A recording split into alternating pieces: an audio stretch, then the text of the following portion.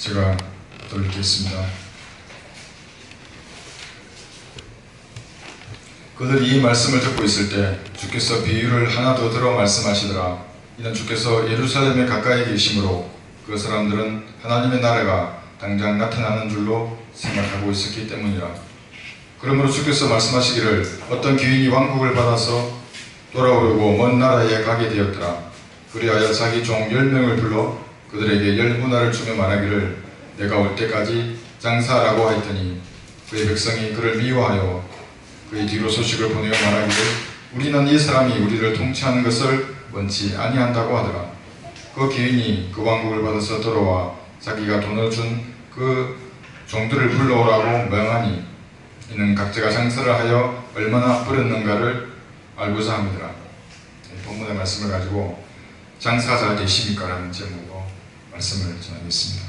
잠시 기도드리겠습니다. 장사 잘 되십니까? 라는 제목으로 말씀을 전하겠습니다. 어느 날 이제 복음을 듣고 예수 그리스도를 영접한 이제 사람들은 지옥에서 구원을 받았죠. 이제 남은 생을 이제 어떻게 살아야 하는가? 그렇다면 이런 질문을 던져서 해답을 찾아야 합니다. 어떻게 살 것인가? 다른 곳에는 해답이 없습니다. 성경을 통해서 그 해답을 찾아야 합니다. 그리고 그 해답을 찾았으면 그 말씀에 따라서 살아야 합니다. 왜냐하면 고린도전서 6장 20절에서는 너희는 값을 치르고 산 것이니 그러므로 하나님의 것이 너희 몸과 너희 힘으로 하나님께 영광을 돌리라고 말씀하고 있기 때문입니다.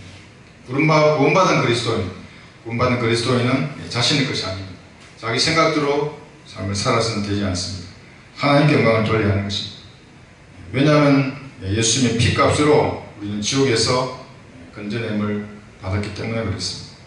성경에서 답을 찾았으면 잘하는 것이고 다른 것에서 답을 찾았으면 모든 것을 다 잃어버리는 것입니다. 어떻게 살 것인가? 참으로 중요한 문제입니다. 이 질문은 그리스도인의 삶에 대한 핵심과 본질을 지키는 말이기도 합니다.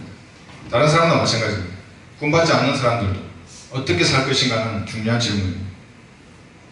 분명한 답을 성경을 통해서 얻었으면 그 성경대로 살아야 하는 것입니다. 실행하면서 살아야 하는 것입니다. 여러분은 스스로에게 남은 인생을 어떻게 살 것인지 질문해보고 그 해답을 찾으셨습니까?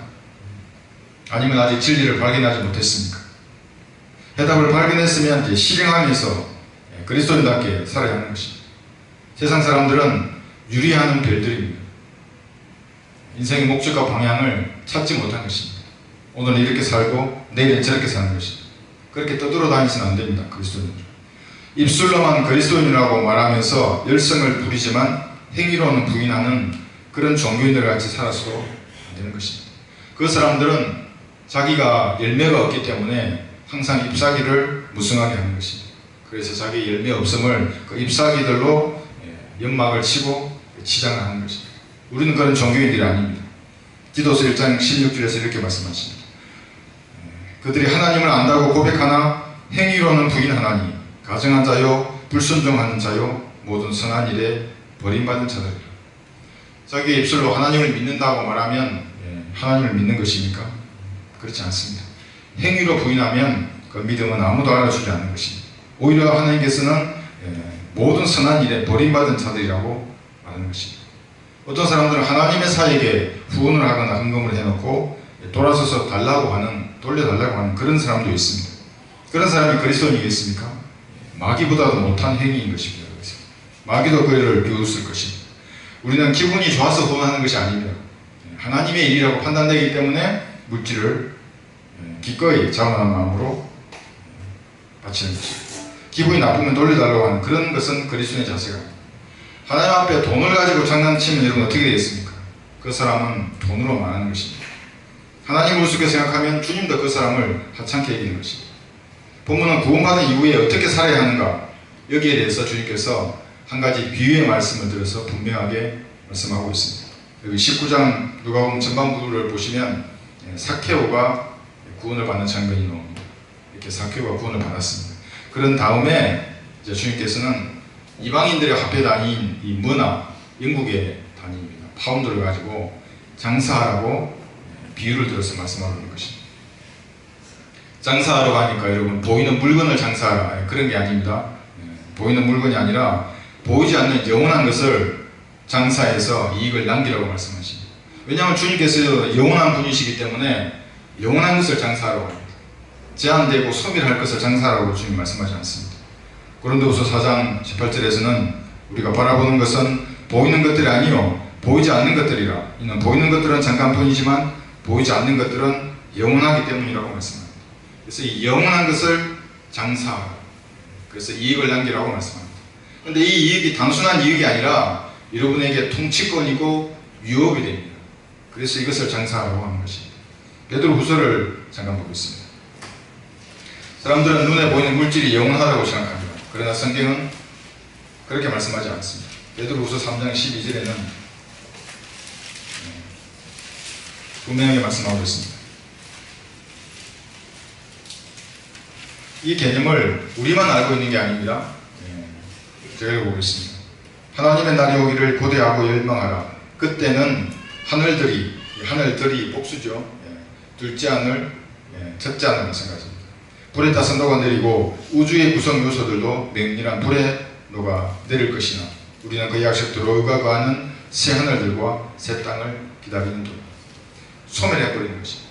이렇게 우주가 소멸하더라도 없어지지 아니한 것, 이것을 장사하라고 성경이 말씀하고 있습니다. 마귀들도 알고 있습니다. 유사한 것들을. 불교의 반야신경에는 색적 시공이라고 합니다. 형체가 있는 것은 허무한 것입니다. 없어져 버린다고 말합니다. 그런데 답은 주님께 있는데 돌아오지 않고 그런 말만 하는 것입니다. 비슷하게 알고 있죠. 그러나 잘못된 것입니다. 소멸하지 않는 것을 장사하라. 구원받은 이후에 하나님의 사람들은 하나님의 자녀인데 왕의 자녀답게 살아야 합니다. 세상 거지들처럼 살아서는 안 됩니다. 죄를 짓는 사람은 누구나 죄의 종입니다. 그 사람들의 외형이 어떻든지 명예나 권력이나 가진 것이 어떻든지 상관하지 않고 그들은 거지 같은 사람들입니다. 성별해야 합니다. 그런 것에서. 성별하지 않으면 개나 돼지와 같이 사는 것이라고 성경이 말씀하시는 것입니다. 죄와 뒹굴던 그런 삶을 구원받았다면 당연히 청산해야 되는 것입니다. 그리고 내 몸을 하나님 기뻐하시는 산정으로 드리고 경배 드리는 것입니다. 교회가 하는 일을 적극 참여하면서 하나님이 자기에게 주신 은사대로 주님을 섬기는 것입니다. 이 모든 것들이 이 한 말씀에 다 들어있습니다. 장사. 여러분의 장사는 어떻습니까? 이런 개념에서 여러분의 장사는 잘 되십니까? 이익을 남기고 계십니까? 장사의 뜻은 여기 이제 아쿠페아이 이렇게 되어 있는데 이 동사는 영어 성경에서 한 번 이렇게 등장합니다. 이거는 군사 용어입니다, 여러분. 점령하라. 점령하라. 점령, 공격 작전을 해야 여러분 점령할 수 있습니다. 방으로는 적을 부술 수만 있습니다. 반드시 점령해야 장악할 수 있습니다. 마귀가 장악한 이 세상은 여러분 어둠에 속해 있는 겁니다. 그러니까 우리가 복음을 전해서 빛을 비치면 그 빛만큼 우리가 점령하는 겁니다. 이게 장사하는 겁니다. 점령하는. 이렇게 하면 흑암의 세력을 몰아내는 겁니다. 개인이나 가정이나 여기 마을이나 도시, 이 국가에서 여러분들을 장사하면 어둠의 세력을 여러분들 몰아낼 수 있습니다. 개인의 혼을 이겨오고 진리의 지식을 전파하면 여러분 장사하는 것입니다. 우리가 은혜의 복음을 전해서 혼을 이겨오면 어떤 일이 일어나겠습니까? 마귀의 자식이 하나님의 자녀가 되는 것입니다. 동시에 우리는 점령하는 겁니다. 그 지역을 점령하고 마귀가 장악한 그 마을을 점령하고 마귀가 장악한 제도나 사상이나 어떤 것들도 우리가 점령할 수 있는 것입니다. 진리의 지식을 전파하고 그러면 하나님의 교리가 증가하게 됩니다. 그럼 마귀의 입은 닫아지게 되는 것입니다. 그들이 차지한 시공간을 우리가 차지하는 겁니다. 점령하는 겁니다. 이것이 장사라고 하는 진정한 의미인 것입니다. 여러분, 장사는 아무나 할 수 있는 게 아닙니다. 이 성경을 손에 든 사람에게 하시는 말씀이 장사입니다. 구원받고 은혜의 복음을 아는 사람만 장사할 수 있습니다. 왜냐하면 성경은 다른 복음을 전하면 저주를 받기 때문에 반드시 은혜의 복음을 알아야 합니다. 장사하라, 이익을 남겨라, 그들의 혼을 구해서 점령하라고 말씀하시는 것입니다. 모든 그리스도인들은 똑같이 장사할 수 있는 미천이 있습니다. 여러 가지 말로 이 부분에 대해서 영적으로 적용할 수 있지만 성령을 우리 다 같이 받았습니다. 똑같은 미천입니다. 똑같이 한 문화를 다 받은 겁니다. 하나님의 영을 우리가 다 같이 받았습니다. 말씀도 우리는 가지고 있습니다. 똑같은 말씀입니다. 이 미천을 가지고 있는 것입니다. 그렇다면 왜 본문의 말씀은 장사해서 이익을 남기라고 하겠습니까? 그냥 좀 세상을 편하게 살 수 있는 여러 가지 이유가 있지 않습니까? 좀 세상도 즐기고 교회에서 인정도 받고 여러 가지 길이 있습니다. 적당히 믿고 징계받지 않을 만큼 세상을 즐기면서 교회도 다닐 수 있는 여러 가지 길이 있습니다. 근데 왜 여기서는 장사해서 이익을 남기라고 말씀하겠습니까? 그것은 우리는 날마다 그리스도의 심판석을 준비하면서 사는 사람들이기 때문에 그렇습니다. 그래서 세상과 하나님과 양다리를 거쳐서 우리는 살 수가 없습니다. 구원받은 우리는 우리의 인생이 불러 나와서 태워질 때에 태워지지 않는 인생을 살기 위해서 노력하는 사람들입니다. 자신의 육신을 죽인 것을 여기고 육신을 때로는 쳐서 복종해서 그때 눈물로 하나님 앞에 서지 않기 위해서 내 인생이 다 태워져 버리면 눈물이 나지 않겠습니까? 고생하는 자는 인생입니다. 그래서 자신의 육신은 죽은 것을 여기면서 사는 것입니다. 이런 못 박혀 있다는 것은 이런 것입니다. 세상이 보기에 나는 십자가에 못 박혀 있습니다. 죽은 사람입니다. 별 재미없는 사람입니다. 세상 사람들이 보면 어디 데려가봐도 재미없습니다.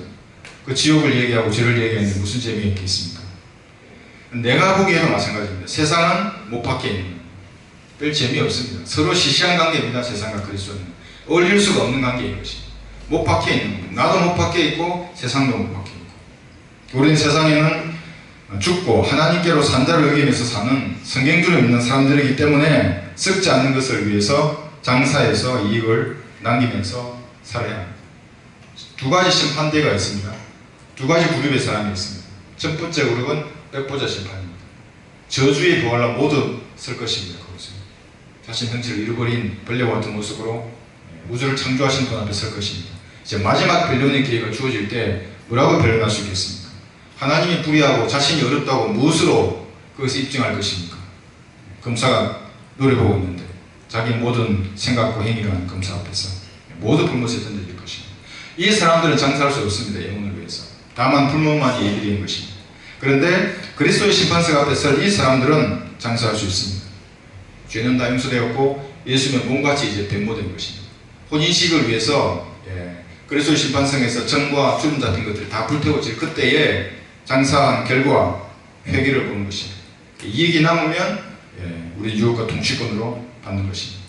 본문의 말씀 이런 사람들 그리스도의 심판석을 준비하는 사람들에게 유업을 위해서 일하라 장사하라고 말씀하고 있습니다. 여기 누가복음 19장을 다시 한번 보겠습니다. 본문 말씀에는 이 19장 전반부에는 삭개오 후에 구원받는 모습이 나옵니다. 6절 보시면 예수님께서 부르셨습니다. 삭개오를. 삭개오야 속히 내려오너라 이렇게 말씀하시죠. 그가 서둘러 내려와서 기쁨으로 주를 영접하더라. 삭개오도 주님을 영접했습니다. 기쁨으로 주를 영접한 것입니다.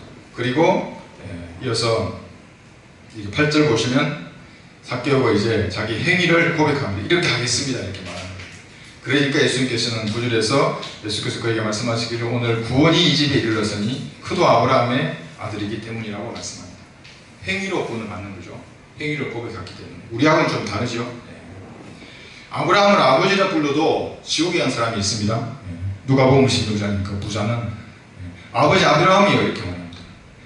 저를 불쌍히 여기셔서 나사로를 보내시오. 자기 손가락에 물을 묻혀서 내 혀를 씻기소서 이렇게 말합니다. 아브라함을 아버지로 불러도 지옥에 간 사람이 있고 하나님을 아버지로 불러도 지옥에 간 사람이 있습니다. 하나님을 아버지로 부르는 많은 사람들이 얼마나 많습니까? 주변의 종교인들 지옥에 갈 수 있는 겁니다. 예수 그리스도를 자신의 구주로 영접해야 지옥에 가지 않는 것입니다. 자기가 주의 이름을 시인하고 고백해야 하는 것입니다. 예수 그리스도가 구주임을 마음으로 그렇게 해야 됩니다. 내가 내 입으로 주 예수를 시인하고 또 하나님께서 그를 죽은 자들로부터 살리신 것을 내 마음에 믿으면 구원을 받으리라. 사람이 마음으로 믿어 의에 이르고 입으로 고백하여 구원에 이르기 때문이라고 그렇게 말했습니다. 조금 삭개오와 우리가 받는 방법은 이렇게 다른 것입니다. 같은 것으로 생각하면 이 사람은 구원을 얻지 못합니다. 본문은 이렇게 지옥에서 구원받은 모든 사람들에게 장사하라, 마귀의 세력을 점령하라는 것을 이 문화의 비유를 통해서 말씀하시는 것입니다. 구원받지 않는 사람들에게는 아무런 상관이 없는 말씀입니다. 그들에게는 예비되어 있는 것은 불못입니다. 그들에게 일어난 모든 희노애락, 생사하복은 무엇을 위해서 그렇게 일어나겠습니까?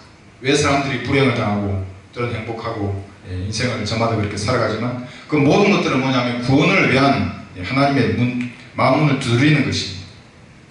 그 사람들은 장사할 수 없습니다. 구원받지 않는 사람들은 영혼을 위해서 장사하지 못하고 단지 예비된 지옥을 향해서 가고 있을 뿐입니다. 세상에서 그래서 불행을 당한 사람들은 하나님을 찾을 수 있을 때 찾아야 하는 것입니다. 그 마음을 두드리는 신호입니다. 그 사람에게 주님을 만나라는 신호인 것입니다. 그것을 감지한 사람은 주님 앞에 무릎 꿇고 예수님을 구주로 영접하는 것입니다. 우리가 복음을 전해서도 구원받지만 성령께서 마음을 두드리실 때 가만히 있을 때 구원받는 사람도 있습니다. 저도 그렇게 구원받았습니다. 우리 이성호 목사님 그렇게 구원받으셨습니다. 생각 가운데 찾아오십니다. 질문을 던지시면 내가 스스로 대답하면서 구원을 받는 것입니다. 열심히 일하십니다. 성령께서도. 우리도 열심히 일하지만 이제 구원을 받았으면 이제는 썩지 않고 영원한 것을 위해서 장사해서 이제 유업을 받으라고 말씀하시는 것입니다. 그런 자격이 우리에게 주어져 있습니다. 장사 자격증, 허가증 여러분 아시죠? 우리에게 그것이 무엇이겠습니까? 바로 이 성경이 영혼을 위해서 장사할 수 있는 자격증이고 허가증인 것입니다. 이 성경을 주시면서 주님 말씀하시는 것입니다. 너는 썩지 않는 영원한 것을 이익으로 남길 수 있다. 그 이익은 너의 유업이다. 자, 나가서 장사해라. 결산은 그리스도의 심판석에서 보자. 그때 회개하자고 말씀하시는 겁니다. 이렇게 말씀하시는 거예요. 주님 우리에게 사업을 하라고 하지 않았습니다. 여러분 사업은 얼마나 많은 종류가 있습니까? 어떻습니까? 자선사업도 있고 자활사업, 임대사업, 출판사업, 건설사업 수만 가지 사업이 있습니다. 복잡하죠. 사업은 어렵습니다. 경영도 좀 알아야 되고 조직관리도 알아야 되고 자금의 흐름이나 여러가지 복잡한 것들이 이렇게 내재되어 있습니다. 제 생각에는 사업은 아마 목회 다음으로 어려운데 사업이 아닌가 이렇게 생각합니다. 아마 어려울 것입니다. 그리고 세상 사람들이 얼마나 거짓말을 잘합니까? 그런 사람들을 상대해서 그리스도인들 장사하기란 쉬운 일이, 사업을 하기는 쉬운 일이 아닐 것입니다. 그런데 주님은 우리에게 단순히 장사해서 이익을 남기라고 이렇게 말씀하셨습니다. 사업을 하라가 아닙니다. 이익을 남기라. 마귀에게 속한 혼을 이겨오고 복음을 듣지 못한 사람들에게 복음을 전해라. 그리고 점령해라 이렇게 말하는 것입니다. 가서 장사하라고 이렇게 말씀하십니다. 점령하고 공격하고 하는 이러한 말들은 군사 용어인데 그 중에서 여러 가지 이제 군대의 명가 중에서도 기갑부대에 적합한 말입니다. 기갑부대는 북한군이 만약에 공격을 하게 되면 보병부대가 전방에서 저지를 하면 마지막에 이 부대가 들어가서 적을 경멸하고 평양까지 가는 부대입니다. 그런 기갑부대. 그 부대에게 필요한 정신이 뭐냐면 과감한 돌격 정신입니다. 과감한. 적 전장에 그대로 뛰어들어야 됩니다. 적도 두려워합니다. 여러분 우리와 싸울 때 나도 두렵죠. 그러면 전장에 뛰어드는 것입니다. 마찬가지입니다. 복음을 전할 때 먼저 던지는 겁니다. 네, 안녕하십니까? 제가 드리는 선물입니다. 하나님의 말씀입니다. 여러분 먼저 던지시면 주도권은 일어나게 가는 것입니다. 그런데 말하지 않으면 그냥 소멸되어 버립니다. 그것은. 이런 의미에서 여러분의 장사는 어떻습니까? 잘 되십니까? 오늘도 장사에서 이윤을 남기셨습니까? 장사는 학력이나 나이를 떠나서 누구나 할 수 있습니다. 주님께서 주시는 지혜로 장사할 수 있는 것입니다.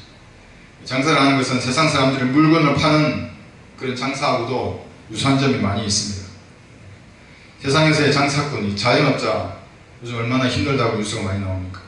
100개 중에서 2개만 성공한다고 합니다. 나머지 98%는 망한다는 이야기입니다. 장사를 또 너무 쉽게 생각하면 이렇게 망하는 것입니다. 장사나 해야지 이렇게 분석 없이 이제 덤비면 망하는 것입니다. 거짓 행계도 있습니다. 사기꾼 같은 사람들도 있는 것입니다. 신중하게 분석해서 장사를 해야 됩니다. 장사도 어떤 면에서는 전투와 같은 그런 면이 있습니다. 피해를 명정하게 상황을 판단해서 진퇴를 결정하게 하는 것입니다. 장사하면서 허황된 생각이나 사치, 대박을 기대하고 막연히 투자하면 반드시 장사를 망하는 것입니다. 집 근처에 저희 집 근처에 시장이 있는데 여기 보면은 생각해봤습니다. 장사는 팔릴 물건을 팔릴 만한 장소에 팔릴 가격으로 내놓아야 됩니다. 고객이 지갑에서 돈을 꺼내기 전에는 그 장사한 게 아닙니다. 돈을 꺼내서 이렇게 물건을 사야 이제 장사가 되는 것입니다. 그전에는 전부 그냥 펴놓고 있는 것입니다. 소비자는 물건을 뿐만 아니라 물건을 파는 사람을 신뢰해서 구매하는 것입니다. 우리도 마찬가지입니다. 복음을 받아들이고 싶은데 우리의 은행이 만약에 복음이 부족하면 어떻게 되겠습니까? 받아들이지 않습니다. 그래서 고노스케라로 가는 일본에 있던 세계 장사의 신이라고 하는 사람이 있는데 그 사람도 그런 말을 했습니다. 장사는 아이템이 아니라 사람이 하는 것. 사람이 변해야 장사가 성공한다 이렇게 말씀합니다. 우리도 마찬가지입니다. 영적인 장사를 하는 데 있어서 주님으로부터 오는 지혜로 충만해서 장사하면 반드시 이익을 남길 수 있는 것입니다. 은혜의 복음을 전할 때에도 기도하고 심사숙고해서 복음을 전해야 합니다. 그래야 사람들이 받아들이는 것입니다. 횡설수설하면 어떻게 하겠습니까? 부끄러운 것입니다. 제가 이제 몇몇 사람들을 개인 구령하는 것이나 그리스도를 하는 것들을 이제 보면 저 사람이 과연 자기가 무슨 말을 하는지 알고 있을까 하는 이런 생각이 드는 경우가 많이 있습니다. 성령께서 그들에게 지혜를 주지 않는 것입니다. 그런데도 그 사람은 계속해서 얘기합니다. 그런 것들. 세상 장사도 사람이 중요하듯이 우리가 하는 장사도 주님과에서 오는 그 교제에서 오는 그 지혜로 장사를 해야 하는 것입니다. 그리스도인다운 은혜가 품위를 가지고 복음을 전해야 합니다. 내가 모든 사람으로부터 자유인이 되었지만 스스로 모든 사람에게 종이 된 것은 더 많은 사람을 얻으려 함이라고 말씀하고 있습니다. 종처럼 이렇게 남을 섬기고 배려한 이유가 뭐냐면 그 사람의 구원을 위해서 바로 세우기 위해서 그렇게 하는 것입니다.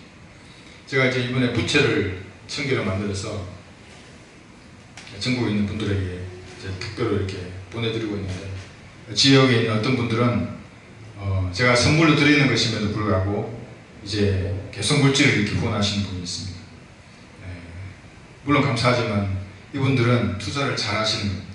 왜냐하면 영원한 것에 이분들은 투자를 하고 장사를 하고 계신 것입니다. 이런 분이 있는 반면에 어떤 사람들은 후원한 돈을 돌려달라고 하는 그런 몰상식한 그리스도인들이라고 하는 사람들이 있습니다. 이렇게 하나님의 일에 자원해서 참여하고 도와주면 어떻게 되겠습니까? 디모데후서를 한번 보겠습니다. 디모데후서 1장 16절에서 18절 말씀을 보겠습니다. 그리스도의 심판석에서 하나님께서 여러분에게 자비를 부려주실 것입니다. 그렇게 한다면 이게 오네시포로의 예가 있습니다. 디모데후서 1장 16절에서 18절까지.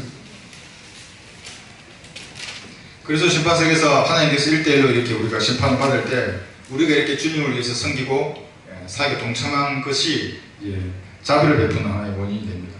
주께서 오네시포로의 집에 자비를 베푸시기를 원하노라. 이는 그가 종종 나에게 생기를 돋워주고 나의 사슬에 매인 것을 부끄러워하지 아니하였으며 오히려 그가 로마에 있을 때 열심히 나를 찾아 만났습니다. 오네시포로는 에베소에 있었습니다. 지금 바울이 감옥에 있는 이탈리아까지 수백 킬로를 바다를 간 것입니다. 그날에 그리스도 심판석에서 주께서 그로 하여금 주의 자비를 얻게 하시기를 원하노라. 그가 에베소에서 얼마나 많은 것들로 나를 섬겼는지 내가 잘 아느니라. 이런 것입니다. 감옥에 있는 바울을 찾아가서 섬기고 사에게 후원을 하고 그렇게 했던 것입니다. 이것이 그리스도 심판석에서 자비를 얻는 것입니다. 자신을 위한 영원한 유업에 투자를 하는 것입니다.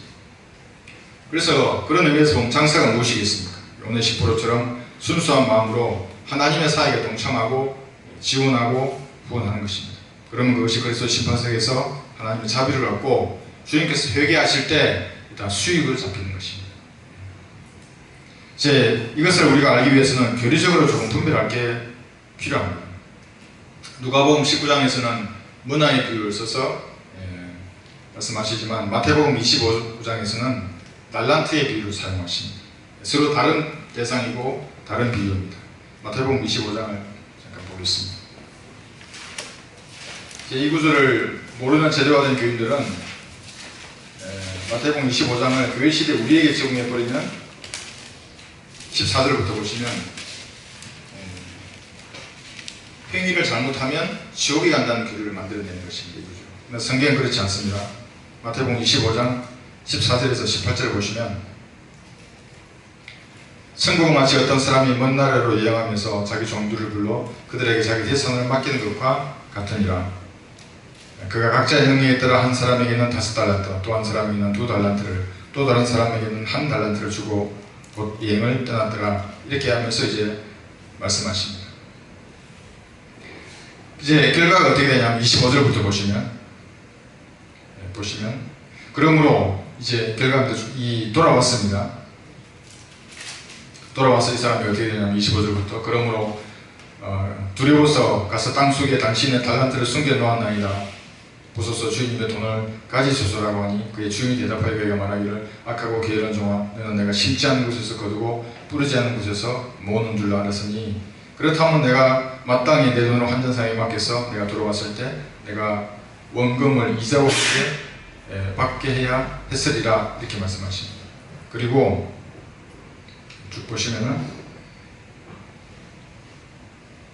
너희는 그 쓸모없는 종을 바깥 흑암에 내어 던지라. 30절에서 거기서 울며 이를 갈고 있으리라 하더라. 이 지옥이라는 것입니다. 그러니까 누가복음과 여기서 조금 다릅니다. 뭐가 다르냐면 누가복음 19장에서는 유업을 빼앗겨버립니다. 지옥에 가지 않습니다. 다시 누가복음으로 가보시면 누가복음 19장에 보시면 여기 23절에서 보시면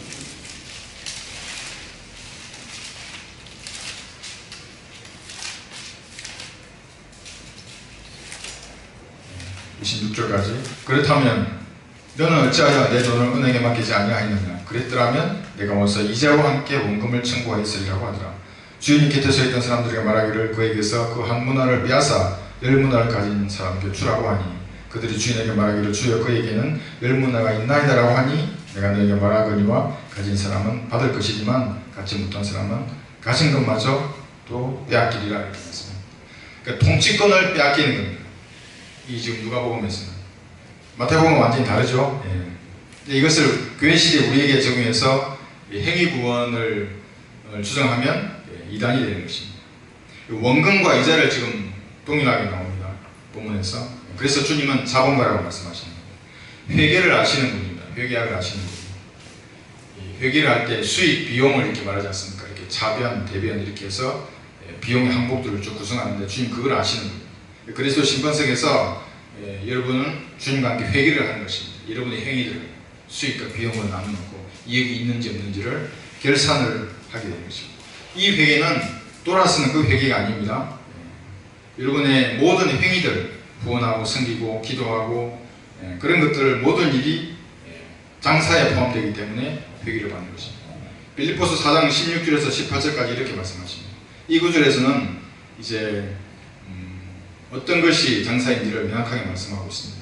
이는 데살로니가에 있을 때에도 너희가 한두 번 나의 쓸 것을 보내주었습니다. 내가 선물을 구하고자 함이 아니라 너희의 회개에 풍성한 열매를 구하고자 함이라. 내게는 모든 것이 있고 또 풍부하니라. 나는 너희가 보낸 것을 에파프로디토로부터 받아서 풍족하게 되었노라. 이는 향기로운 냄새요 받으실 만한 희생되어 하나님을 참으로 기쁘시게 하는 것이라고 말씀합니다. 이게 쓸 것을 후원하고 지원하는 것, 이것이 그리스도 심판석에서 회개할 때에 수익으로 잡히는 것입니다. 영원히 남는 것입니다.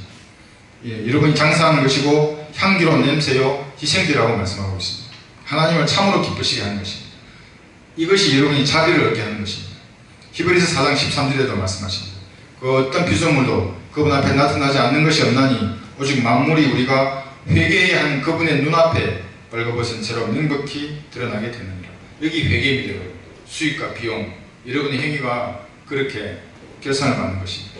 우리가 하는 모든 일은 수익과 비용을 산출해서 하나님께서 결산을 보듯이 분명하게 드러나게 된다고 말씀하고 있습니다. 그럼 마태복음 25장의 이 비유는 어떤가 하면 대환란 때에 유대인 지도자들에게 말하는 것입니다.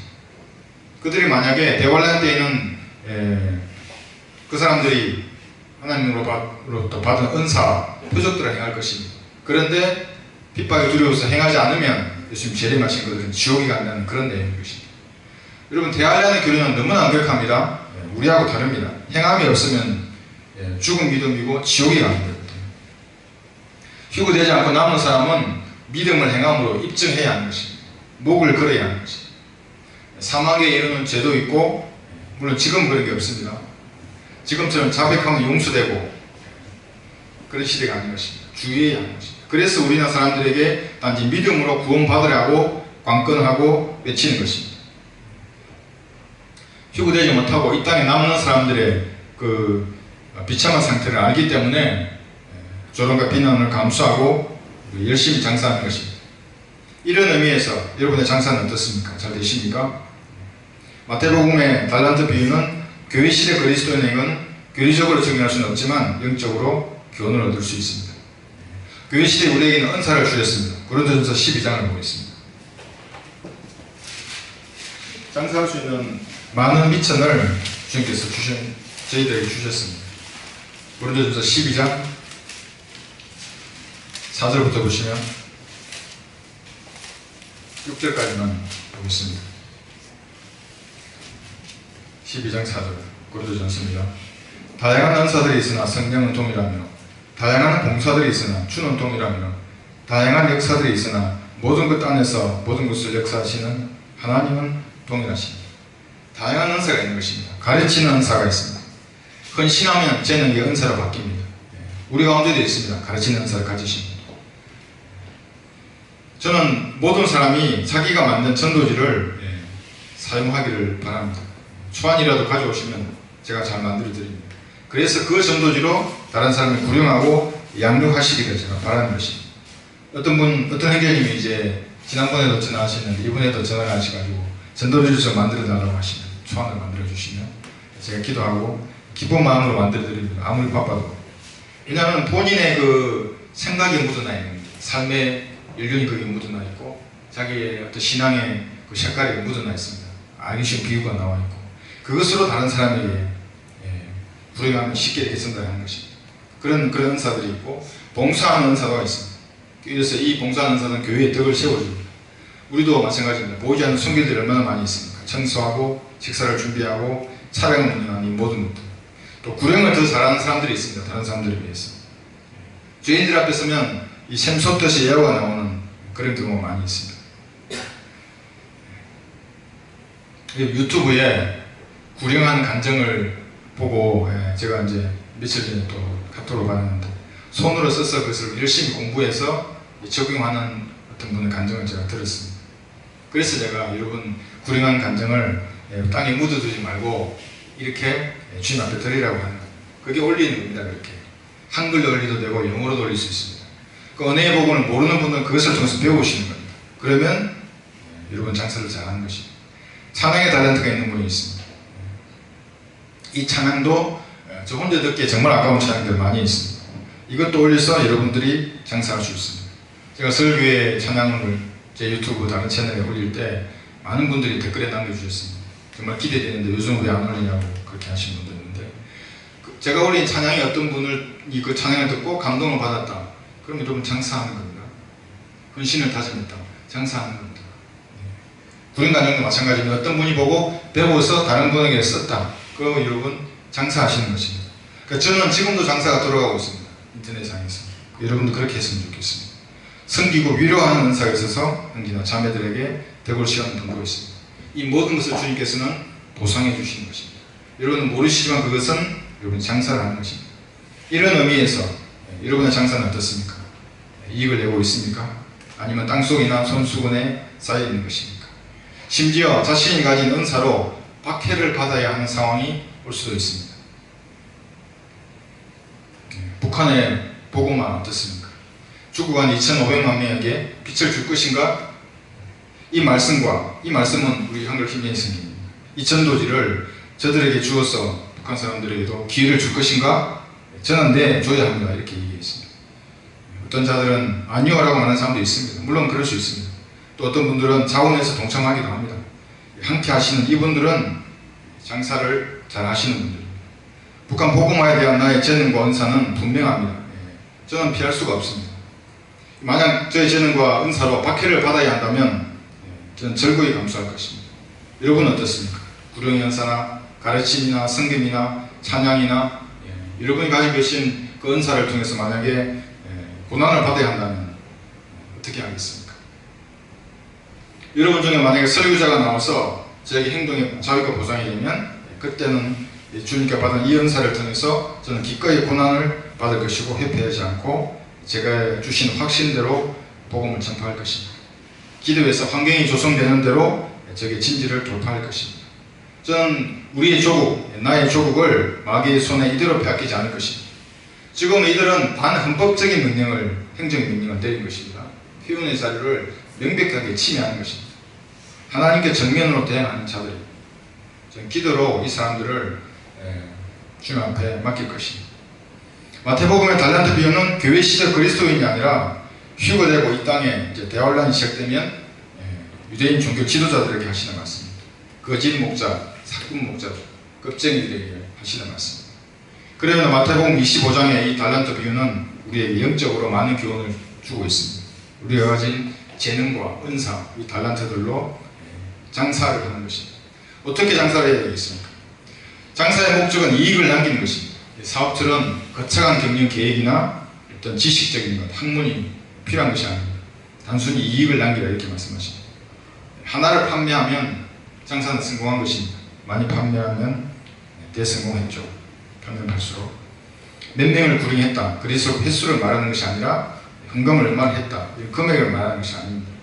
자신이 가진 재능과 은사로 주님이 주신 지혜로 은사를 지혜로 활용하고 있다면 장사를 잘하는 것입니다.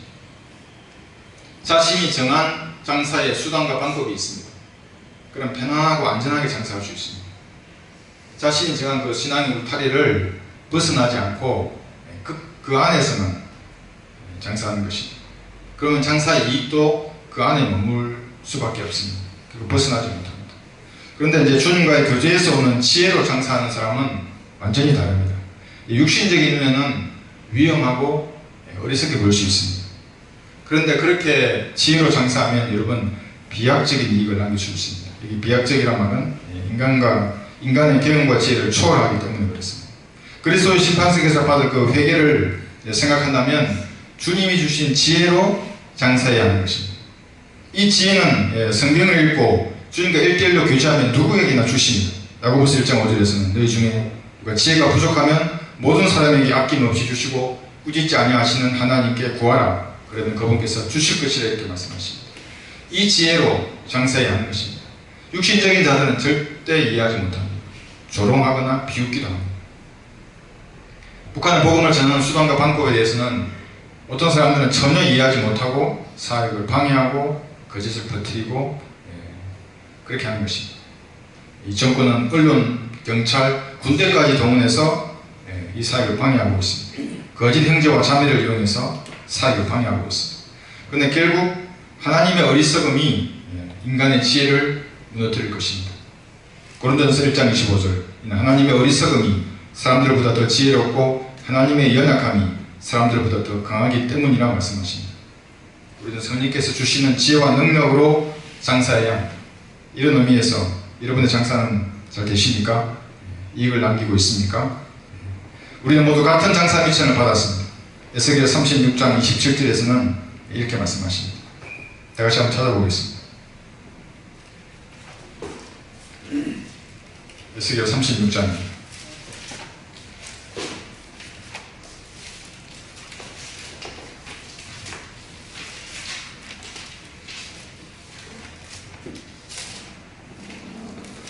우리는 모두 동일한 명을 받았습니다. 36장 27절 보시면 내 안에 계신 성령께서 동일하게 우리에게 주어졌습니다. 또 내가 나의 영을 내 안에 두어 너희로 나의 규례대로 행하게 하려니 너희가 나의 명령을 준수하고 행하리라. 하나님의 명령을 준수하고 행하는 그 원천은 어디냐면 우리 안에 계신 성령 하나님이십니다. 성령께서 계시기 때문에 우리가 순종할 수 있는 겁니다. 어떠한 박해에도 견딜 수 있는 것입니다. 이렇게 순종하는 자에게 주님은 지혜를 주십니다. 여기서 나오는 지혜로 장사를 하라는 것입니다. 베드로전서에서도 동일하게 말씀하십니다. 육신적인 힘으로 이제 장사를 시작하면 분란만 일어나는 것입니다. 베드로전서 1장 22절에서 제가 읽겠습니다. 내가 성령을 통하여 진리에 순종함으로써 너희 혼들을 정결케 하여 가식 없는 형제 사랑에 이르렀으니 순결한 마음으로 서로 뜨겁게 사랑하라. 성령을 통하여 진리에 순종하는 것입니다. 우리 안에 계신 성령께서 어떤 대가를 치르더라도 순종할 수 있는 능력을 주시는 것입니다. 그래서 성령을 통하여 순종하면 정결해지고 형제 사랑이 가능한 것입니다. 그러면 이제 하나님께서 주시는 지혜로 진리가 전파되도록 하는 것입니다. 이렇게 되면 육신적인 사람들은 흉내낼 수가 없습니다. 여기서 말하는 또 사랑은 뭐냐면 거듭나고 진리 안에 있는 형제를 말하는 것입니다. 거듭났다고 다 형제가 아니고 진리 안에 있는 형제들, 그 사람들을 사랑해야 하는 것입니다. 우리는 아무나 사랑해서는 안 됩니다. 그러면 마귀와 교제하는 사람이 될 수 있습니다. 선한 행실을 부패시킬 것입니다. 이 구절을 누가 저한테 썼냐면 교회를 대석하면서 나간 사람들이 저에게 있었습니다. 저와 사귀면 선한 행실을 부패시킨다고 자기들끼리 배를 지어서 말했던 자들 다 나갔습니다. 그 사람들과 사귀면 선한 행실이 부패되는 것입니다. 교회를 대석하고 목사님 돼서 알지도 못하면서 그런 소문들을 퍼뜨리고 하는 그 사람들이 선한 행실을 부패시키는 자들입니다. 여러분, 구령할 때는 첫 번째 목적은 죄인을 사랑해서가 아니고 하나님을 사랑하기 때문에 구령하는 것입니다. 그 다음에 죄인에 대한 안타까움이 있는 것입니다. 그게 순서가 바뀌어서는 안 됩니다. 북한의 복음 전하는 것도 마찬가지입니다. 하나님께서 흘리신 피로 완성한 복음인데 이게 그냥 무로 돌아가는 게 얼마나 그 안타까움입니다. 그리고 북한 사람들 불쌍한 그 사람, 같은 민족인데 한 장만 읽어보면 되는데 이 작은 전도지 한 장이면 영원히 살 수 있는데 그런 마음으로 복음 전하는 것입니다.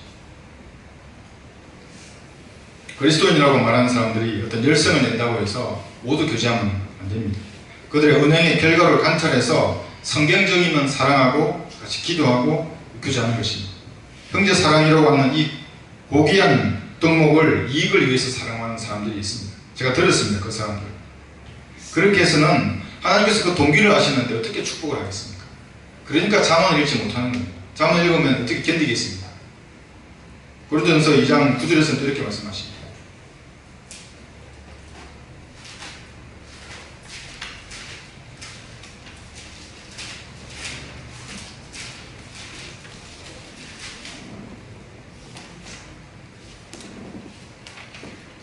구절부터 보시면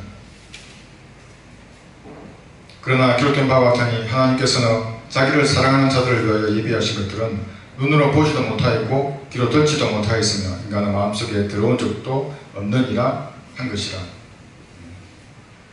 인간의 지혜로 따라오지 못하는 월등한 지혜와 지식을 주시고 해석하게 하고 삶에 적용하게 하는 것입니다. 이건 주님과의 교제에서만 얻을 수 있는 지혜인 것입니다. 이때 주신 지혜로 여러분들은 각자 장사를 하는 것입니다. 그런데 어려울 것이 없습니다. 지혜를 주시면 그냥 던지시면 됩니다. 전도서 11장 1절에서는 이렇게 말씀하십니다. 너는 내 빵을 물 위에 던지라. 이는 여러 날 후에 내가 그것을 찾을 것입니다. 이렇게 던지시면 되는 겁니다. 던지는 겁니다. 여러분들 생명의 빵인 이 말씀을 이렇게 던져야 하는 것입니다. 전도지를 나눠줄 수도 있고 어디에 놔둘 수 있는 것입니다. 그러면 그 결과는 이 땅에서 찾지 못하면 그리스도의 심판석에서 반드시 만나는 것입니다. 데살로니가전서 2장을 보시면 여러분도 이런 사람들을 만날 것입니다. 하늘에 올라가는데 이런 분을 만나면 얼마나 반갑겠습니까? 2장 19절 보시면 우리의 소망이나 기쁨이나 자랑의 멸관이 무엇이냐? 그가 오실 때 우리 주 예수 그리스도 앞에 있을 너희가 아니겠느냐? 우리가 구령하고 우리가 세워준 그 사람들이 셋째 하늘에서 만날 때 얼마나 기쁘겠습니까? 이것이 우리의 빵을 던지면 이런 결과가 일어나는 것입니다. 말씀을 던지면 장사는 여러분 끝난 것입니다. 더 되돌아볼 게 없습니다. 그래서 던지는 것입니다. 안녕하십니까? 제가 드린 선물입니다. 주는 것입니다. 그 다음에는 몸살을 주관하시는 하나님께서 하시는 것입니다. 부채나 책갈피 전도지를 선물로 주면 싫어하는 사람이 거의 없습니다. 선물을 준다면.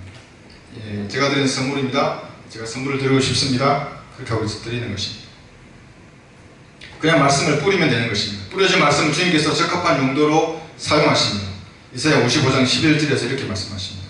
내 입에서 나가는 내 말도 그러하니 그것은 내게 헛되이 들어오지 아니하고 내가 기뻐하는 것을 이루며 내가 보내어 이루려고 하는 일에서 번성할 것이니라. 우리가 말씀을 뿌리면 말씀은 결코 헛되이 들어오지 않는 것입니다. 하나님께서 하시는 그 일을 그 말씀이 이루는 것입니다. 말씀을 뿌리면 나의 동력자이신 주님께서 일하십니다. 그러나 뿌리지 않으면 이게 동력이 안 되는 것입니다. 우리는 뿌려야 하고 역사는 하나님이 하시는 것입니다. 선사도 하지 못합니다. 여러분. 은혜의 복음. 물론 성령께서 열심히 마음을 두드립니다. 그러나 우리가 전해야 하는 것입니다. 이런 의미에서 여러분의 장사는 잘 되십니까? 결론적으로 구원받은 그리스도인은 남은 인생을 자신의 육신이 계획하는 대로 살아서는 안 됩니다. 성경에 어떻게 살아야 할 것인지 답을 얻고 얻었으면 실행해야 하는 것입니다. 왜냐하면 우리는 예수님의 피값으로 산 것이기 때문에 그렇습니다. 하나님을 영화롭게 하는 그리스도인으로 살아야 합니다. 구원받은 그리스도인에게 주님은 장사라고 말씀하셨습니다. 장사에 필요한 모든 미천은 하나님께서 친히 보장해 주시는 것입니다. 이 장사의 결과로 그리스도 심판석에서 이익을 남긴 사람들은 10고을을 통치하거나 5고을을 통치할 것입니다. 장사 미천을 사용하지 않고 묻어두었다가 자신이 받을 수 있는 유업까지도 빼앗기고 영혼을 빈털터리로 지내야 하는 그런 상황이 올 수도 있습니다. 주님은 복잡한 사업을 하려고 하지 않으셨습니다. 단순히 장사해서 이익을 남기라고 했습니다. 자신의 재능과 은사와 물질로 주님을 위해서 열심히 일해야 합니다. 말씀을 던지고 뿌리면서 장사한 결과를 회개하는 그날에 많은 이익을 남기셔서 영원한 유업과 통치권을 얻으시는 여러분이 되시기를 바랍니다.